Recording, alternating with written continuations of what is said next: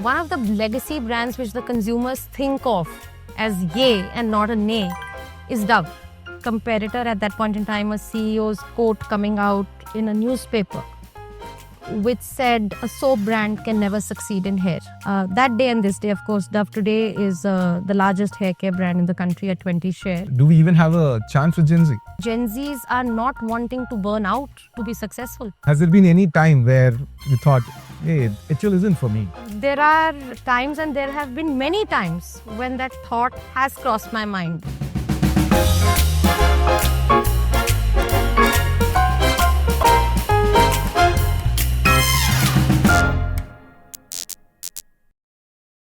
Welcome to HUL After Us, the podcast where we strip down corporate speak and jargon to get to the real stories behind India's CEO factory. The messy truths and challenges which go behind building great brands, institutions, and leaders often go unsaid.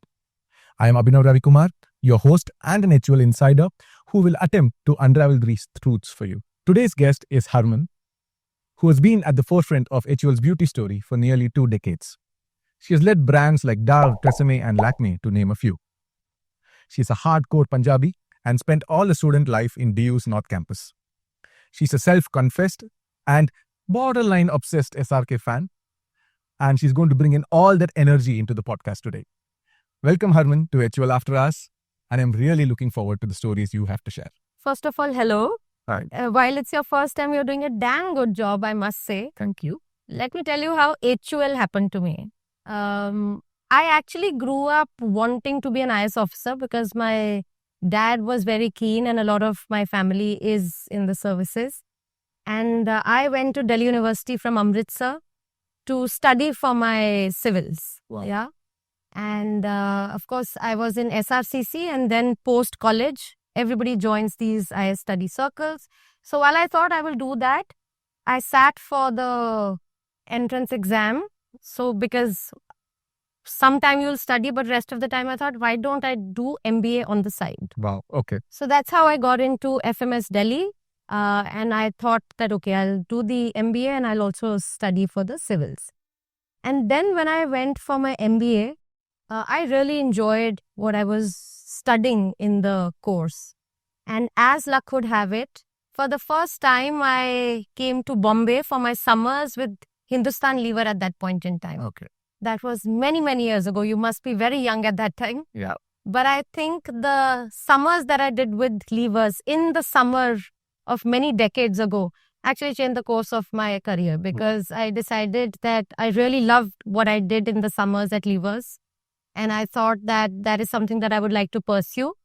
And then I had a bit of a negotiation with my dad. And I said, a couple of years, that let me do this for a few years. You know, the cutoff age for civils is 30 years. So I'm still very young. I have time. And that's how I ended up in the world of levers and the world of marketing. And unfortunately, I did not end up taking my attempt to the civils. But yeah, that's a short background story. This is not what I dreamt to be, but here I am. Wow, that's great. I think civil services loss is HUL's gain. Thank you. So, but I just wanted to always ask this question, and I think this is a perfect forum for me to ask you this. Knowing you for the last few years, you're slightly different from the rest of the people in HUL, or the kind of people who HUL usually associate with. Have you ever felt that, you don't fit here? Or has there been any time where you thought, hey, HUL isn't for me? I know you spent 20 years, but plus years, but still. I'll answer truthfully on that, Abhinav. There are times, and there have been many times, when that thought has crossed my mind that maybe this is not the place for me. But you know what makes HUL unique, and the reason why I have stayed, is every time I think that there is a set template to HUL, HUL has surprised me, because this organization is such that it allows for a lot of independent thinking. It allows for you to take a stand. It allows for you to drive things with conviction and belief. So every time I have thought, I don't fit the mold, I may get stifled, HUL has surprised me, because some way or the other, the system makes sure that what you really want to do and if it's the right thing to do and how you want to grow, that happens. So the thought crosses my mind, but the reason I have stayed, and everyone, if you speak every time, the system really takes the shape of what it needs to for that generation. So that's why I've stayed. Okay, Harman, let's actually move to from you to the brands we've built over the last 100 years. And I must say that, I'm having the privilege of leading Lux and Lifebuoy, which are both 100-plus-year-old brands. And both these brands have sort of like, I wouldn't say survived, but I would say thrived, through different stages of, advertising being only on print ads, then to TV, to wall paintings, to social first now, to Gen X, to millennials, to Gen Z, etc., etc. Why do you think, or how do you think our brands stay relevant through all these times? Or what's the secret? I think the secret of any brand staying relevant for 90, 100 years is if we truly know what is the North Star of that brand. Yeah. First, what is a brand? Brand is actually in consumers' mind a set of thoughts which they associate with it, right? If the brand truly knows the North Star, and that North Star can only come from, does the brand know its consumers very well? The consumers that were 90 years ago are very different from the consumers who are the Generation Z or even Gen Alpha, which we are moving to. If the brand is very clear that we will stay on top of who our consumer is and then renovate, tweak, design, contemporize, and stay relevant for my audience, the brands become timeless. That's the secret sauce, because what you cannot do is lose the North Star and keep changing from left to right, left to right. What you also cannot do is be stuck in time. So it's a fine balance in an art which over the years, which Unilever has provided us with the experience and the opportunity to work on such iconic brands. A lot of marketeers in the organization, in fact, all of the marketeers know this secret sauce. I think you made two beautiful points here. The first one is about, brands through North Star, and second one about consumers. Actually, I want to delve a little deeper on the whole consumer inciting part. Because you said it's a art which HUL has sort of trained or ingrained in us, and I can subscribe to that. But is there a process? Like, can you give me an example of an insight which you got recently, and how did it come about, and what did you do with it? I'll tell you, very recently, given that a lot of our consumers, and I want to talk about the largest set of consumer base in India is sitting in Gen Z today. Yeah. Out of a total population, roughly, if I remember the numbers, 380 million Indians fall in Gen Z cohort.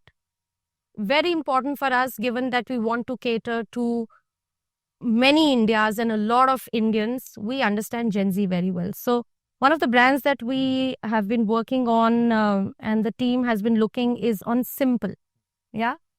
And we said, if Simple was to be a Gen Z brand, how can we really make sure that we have an entire brand philosophy, brand innovation, funnel, an ecosystem which is speaking to Gen Z? So the team went and said, okay, let us look at what are the themes, where do we get that insight from? And lo and behold, where the insight came from. It was actually looking at the trends on Instagram. So of course I scroll, but that's limited to the time in the night which I get. But we have Gen Zs in the team who are scrolling over and over again. And one of the things which we noticed is this entire idea of how Gen Zs are not wanting to burn out to be successful. That they don't want to be in the rat race, they don't want to be hustling, they don't want to burn out. There is an alternate way to be successful, and there is an alternate way to do things which is more kind, which brings more peace, which is the concept of slow living, but not with any of the negatives attached to it. And that's where we said that if we are looking for a brand which is literally talking about, I don't have any nasties and I don't have any baddies, but really has to ingrain in the Gen Z's life, why not have a brand which talks to this audience, which is saying that I do not want to be in the rat race, I do not want to burn out, but I have my own defined way, which is more peaceful and more kind. And simple is a kind brand. Okay, since you touched upon Gen Z, I have to ask this question Yeah. because I'm sure every single brand out there wants to figure out what Gen Z wants. So you said brands like Simple, which was born digital, right? Yeah. And those are one of a few brands which has done that. Maybe for them getting into Gen Z is easier. What about historical brands like, say, Lifebuoy, Lux? Do we even have a chance with Gen Z? I think absolutely. So let me first give an unequivocal answer, because we recently did a study, Abhinav, because we are very, very clear that we need to, going back to the two principles that we have, know your consumer very well. One of the legacy brands which the consumers think of as yay and not a nay is Dove. Yeah. And when we ask the consumers as to why do you think that Dove, it's a legacy brand by all means of definition. It is, it's been in the market for a very long time. Globally, it has been even longer, and so on and so forth. The reason they said that for them it's a yay is because it has a point of view. It is inclusive. It is innovative. So there are ways for us, even though we have a rich history, a legacy, to really cater to Gen Z, because Gen Zs value a few things. Do you have a point of view? Do you stand for something? Are you innovative enough? Are you authentic? Or are you just in the rat race? So there are a lot of learnings that we have, and a marketer's delight right now would be, if you were to ask me if I was young again and what is the project I want to work on, it would be to say, okay, brands which we hitherto thought are really old, how do we modernize them to become Gen Z? So if Dove can do it, I'm absolutely certain all of our brands can do it. And what is really good is that a lot of our brands have such rich history and we have stood for something, right? Yeah. If Dove stands for changing the beauty stereotypes, Lifebuoy stands for making this country a more healthy place to live in. These are points of view. If we cater to the right audiences with the right products and with a strong point of view, we will be able to speak to the Gen Zs. Absolutely. I think I'm in that role which you want to be. So Lux and Lifebuoy has to transform, Yep. and you will see it soon. Okay, Hama, now let's move to some certain big, bold moves which HUL has done or not done. I don't know. I want your opinion on that. Do you think HUL has been big and bold in the market now or in history? I think what COVID and the ensuing period has done is brought in a lot of disruption in the market in terms of what the consumers are seeking, where they are shopping, what is influencing them, and which is where we need to now become even more bold. Yeah, because for our size and scale, the risk and reward both are very, very high. So I would say that in the recent past, one of the boldest moves that we've made is the Minimalist acquisition. It was very evident to me when I took over the B&W business that we need to have a portfolio really at the top, because we are a big scale business. And what is happening in the market is segmenting, right? The market is segmenting at the top end, then the middle India, then of course people who are aiming for a better life as India becomes richer. And what you do need to do is make sure you have portfolio which can scale up very, very fast. Because and not only from a price point perspective, I think what is becoming super critical is that segmentation of the market will also happen horizontally. Different delivery systems, different theory of action. That's true. Different platforms, because each consumer is wanting to have a better life, customized to their requirement. And this proliferation of the consumer cohorts is necessitating us to have a portfolio of the future. The fact that we recognize that, and the fact that we were very, very decisive, and I can tell you that we moved really, really fast from the time we decided we are going to go for it to the time that we acquired it. I think it would be one of the fastest that I am aware of. And I'm really, really happy that I was able to really make sure that the promoters are continuing to be a part of the HUL business and HUL family, because I truly believe that what is going to take HUL forward is this cross-pollination of the new and the old. Yeah. The old provides us with very strong foundations which help us with scale. Yeah. The new are the speedboats which need to really bring in that new thinking, new injection, and really be a lot more risk-taking so that the overall, I would say, the fabric of the organization becomes a really nice big blend. Great. Actually, Minimalist was one of the few non-HUL brands, or maybe the only non-HUL brand I always used to use. I was so happy when we acquired it and it became part of a family. So I didn't tell you that before we acquired it, but still. That was an open secret. So Okay, so now let's, Harman, maybe shift a little bit of track to what you said, even with Gen Z on saying that, they're not, happy running the rat race, right? They really want meaning out of everything they want to do, they want to learn, etc., etc. What's the message you want to give them? Like, would they want to make a career in HUL? I think the reason we have stayed and why I would say this is a place one should explore is somebody entrusted me to launch Dove hair in India. Yeah. That was my first job. Wow. Okay. And I also remember a key competitor at that point in time, a CEO's quote coming out in a newspaper, which said a soap brand can never succeed in hair. Because Dove in India was a soap brand earlier. And of course, we were launching hair care. That day and this day, of course, Dove today is the largest hair care brand in the country at 20 share. But I can't recall of a place where so early in my life, you would have got the freedom or the mandate to do things. And when I got that, I made the most of it. Yeah. You asked me where sense of conviction, etc. I remember at that point in time, me going and saying that I want to run the media in a particular way and I want to try out something new, etc. Everybody backed. You just need to make sure that you go and say, and with conviction, you will find the backing. I'm now talking about when it was still early 2000s, there was something called Be Beautiful. Yeah. Of course, today it's one of the largest publishers of beauty content in the country. I launched that in early 2000s. It was way ahead of its time. Yeah.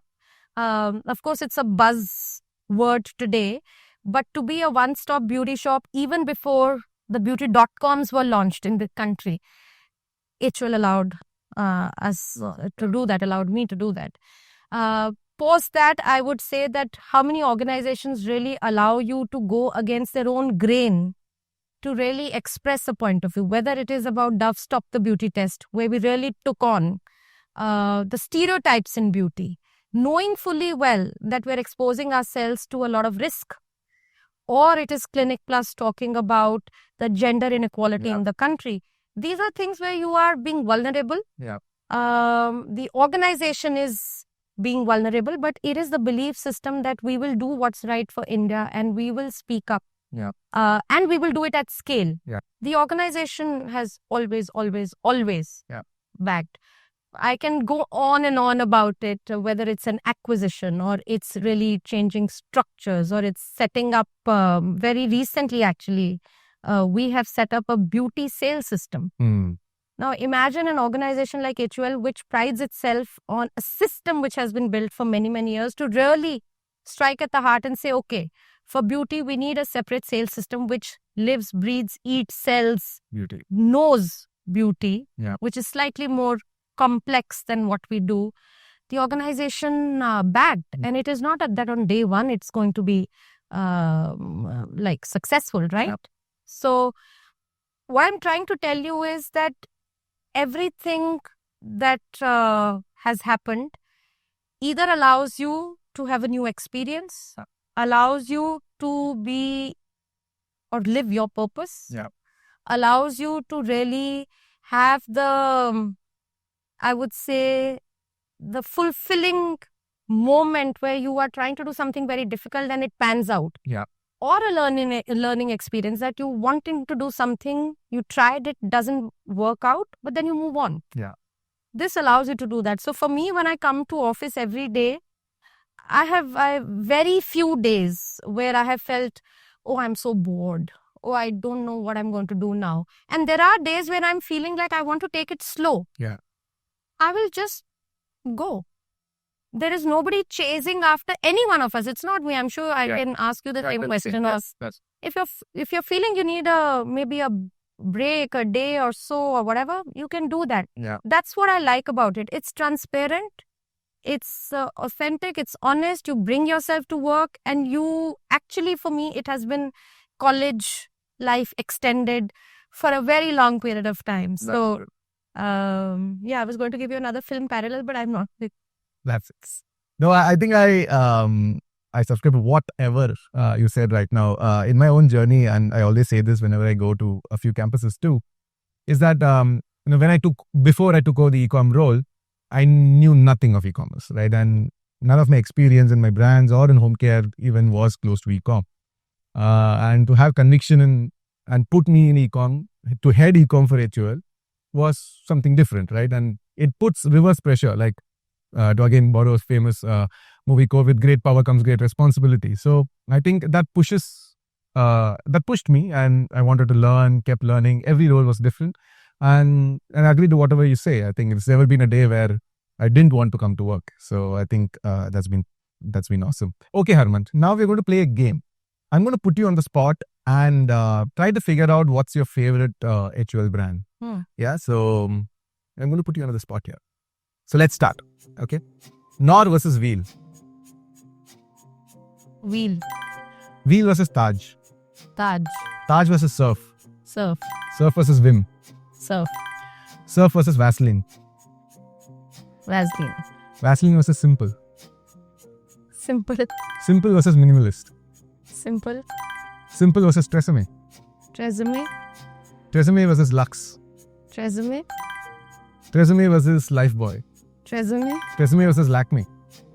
Lakme. Lakme versus Dove. Duff.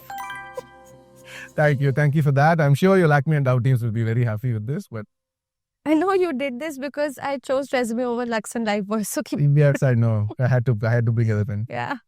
On that note, I think we should end the podcast here. Thank you so much, Harman, for joining us.